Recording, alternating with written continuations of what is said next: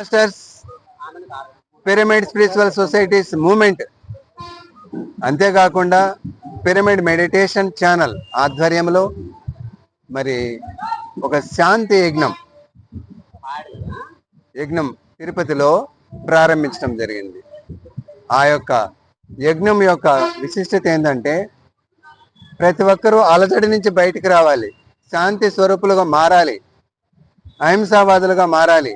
ఇవన్నీ రావాలంటే ధ్యానం తప్పనిసరి. ధ్యానము ఆత్మజ్ఞానం లేనిదే మనకు మైండ్ సెట్ మారదు. కాబట్టి పిరమిడ్ స్పిరిచువల్ సొసైటీ మూమెంట్ 1991 నుంచి కూడా ఎన్నెన్నో ధ్యాన విజ్ఞాన కార్యక్రమాలు నిర్వహిస్తూ ప్రజల్ని చైతన్యపరుస్తూ, ఏ వయసు వారైనా వాళ్ళ వయసు ఎంతో అన్ని నిమిషాలు ధ్యానం చేస్తే చాలు, మీ యొక్క మైండ్ సెట్ మారుతుంది, మనశ్శాంతి వస్తుంది, ఆరోగ్యం వస్తుంది, అన్నిటికీ మించిన ఆత్మజ్ఞానం వస్తుందని బ్రహ్మర్షి పితామహ పత్రిజీ గారు పిరమిడ్ స్పిరిచువల్ సొసైటీస్ మూమెంట్ ప్రారంభించారు.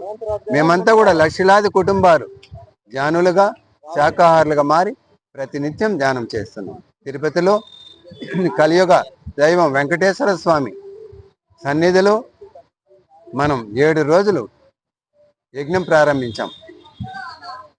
ఆ యొక్క యజ్ఞంలో ఎవరైనా పాల్గొనవచ్చు.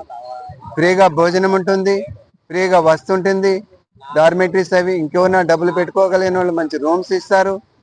మంచి ఆధ్యాత్మిక కార్యక్రమాలు అంటే ఉదయం 3 గంటల ధ్యానం, సాయంత్రం 3 గంటల ధ్యానం, మధ్యలో ఎన్నెన్నో ఆధ్యాత్మిక కార్యక్రమాలు, నృత్య కార్యక్రమాలు, మాస్టర్స్ యొక్క ధ్యాన అనుభవాలు, వాటిలన్నిటితో పాటు ఆత్మజ్ఞానాన్ని అందించేటువంటి స్వాధ్యాయం బుక్స్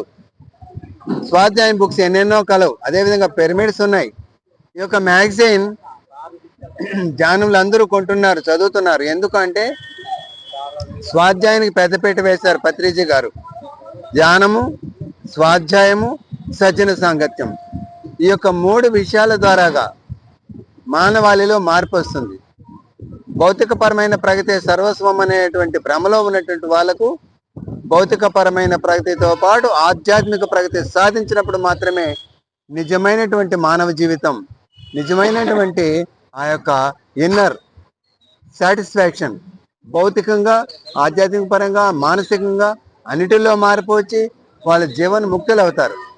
జీవన ముక్తులు అవటానికి పురాతన కాలంలో తపస్సు అని చెప్పేవాళ్ళు. ఆనాటి తపస్సే ఈనాటి ధ్యానం. సులభమైన సరళమైన ధ్యాన మార్గాన్ని అందించారు. ఆనాడు గౌతమ బుద్ధుడు ఆనాపాన సతి అంటే 2500 సంవత్సరాల తర్వాత బ్రహ్మర్షి పితామహ పత్రిజీ గారు ప్రతి సామాన్యుడికి అర్థమయ్యే విధంగా ధ్యానం అనేటువంటిది సులభమైనది, సరళమైనది, నీ శ్వాసను నువ్వు గమనిస్తే చాలు అని పల్లెకి తిరిగి, గ్రామం పట్టణం తిరిగి అద్భుతమైనటువంటి మార్పును తెచ్చారు వారి జీవితాలలో. అంటే ఎవరు ధ్యానం చేస్తారో వాళ్ళ జీవితాల్లో అద్భుతమైన మార్పు వచ్చింది. ఈ యొక్క మ్యాగజైన్ ప్రారంభించి 25వ సంవత్సరం 2001 నుంచి తెలుగు ప్రజలకు, తెలుగు పిరమిడ్ మాస్టర్లకు సుపరిచితమైనటువంటి ఈ యొక్క ధ్యాన జగత్ మ్యాగజైన్లో ఎంతోమంది మాస్టర్స్ యొక్క ధ్యాన అనుభవాలు, పత్రిజీ సందేశాలు, అదేవిధంగా మహర్షులు మహాత్ములు వాళ్ళ జీవిత విశేషాలు, వాళ్ళు ఎలా ధ్యానం చేసి జీవితంలో మార్పు తెచ్చుకున్నారు, ఇవన్నీ కూడా 84 పేజీల్లో అన్ని పేజీస్ మల్టీ కలర్స్తో అద్భుతంగా ఈ మ్యాగజైన్ తీర్చిదిద్దడం జరిగింది. ప్రతి నెల వాళ్ళ అడ్రస్కు ఆర్డినరీ పోస్ట్, రిజిస్టర్ పోస్ట్లో పంపుతున్నాం. ఇంకా దూర ప్రాంతాలు, సుదూర ప్రాంతాల్లో ఉన్నటువంటి రాష్ట్రాల్లో కానీ దేశాల్లో ఉండే వాళ్ళకు www.jnanajagat.com ద్వారాగా సెల్ ఫోన్, ల్యాప్టాప్, డెస్క్టాప్ మరియు టీవీలలో డిజిటల్ కాపీని మనం ఎలా అయితే వాట్సాప్ చూసుకున్నామో, ఫేస్బుక్ చూసుకున్నాం, అంత ఈజీగా ఈ బుక్ను మనం PDF ఫైల్స్ అందులో ఉంచాము. ఇంకొకటి ఏంటంటే 2025 ఆగస్టు నుంచి మనం మ్యాగజైన్ చదివే వీలు లేకుండా ఉంటుంది. ఎక్కడెక్కడో జర్నీ చేస్తుంటారు, వంట చేస్తుంటారు, అలాంటి వాళ్ళకు ఆడియో రిలీజ్ చేసాం. మీరు జ్ఞానజ్యోతి టీవీ యూట్యూబ్ ఛానల్లోకి వెళ్ళి వీడియోస్తో పాటు ఆడియోస్ ఉంటాయి. మీకు ఏ ఒక్క ఆడియో కావాలంటే ఆ థంబ్‌లైన్ టచ్ చేస్తే లేడీ వాయిస్ ఆర్ జెంట్స్ వాయిస్తో ఆ ఆర్టికల్ మొత్తం మీరు వినవచ్చు. ఇంత అద్భుతమైన అవకాశం ధ్యాన జగత్ ఇచ్చింది పత్రిజీ గారి యొక్క సూచనలతో. ఎందుకంటే ప్రతి ఒక్కరూ కూడా ఆధ్యాత్మిక ప్రగతి తప్పకుండా సాధించాలి. భౌతిక పరమైనటువంటి ప్రగతే సరస్వమైనటువంటి వాళ్ళకు ఆధ్యాత్మిక ప్రగతి ఉంది. అది సాధించినప్పుడు మాత్రమే నీది నిజమైనటువంటి జీవితం అనేటువంటిది పత్రిజీ వెలుగెత్తి చాటారు.